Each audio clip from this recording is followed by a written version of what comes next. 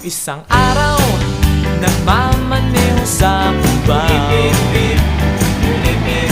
aking nakita, babaeng saksakan ng ganda. Sinundan ko ang kotseng sinasakyan niya. Hindi ko nakitang may bumarating pala. Hindi ko naiwasan, kami bigla nagkabanggaan.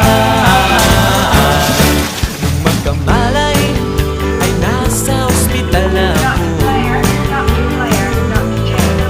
Nasikaso ng doktor na pili ng nanay ko. Biglang-bigla na lang ang nurse nandyan na, at para kong nakitang anghel sa ganda. Kahit nagdidiliro, itong nasabi ko sa kanya. Ale, nasa langit na ba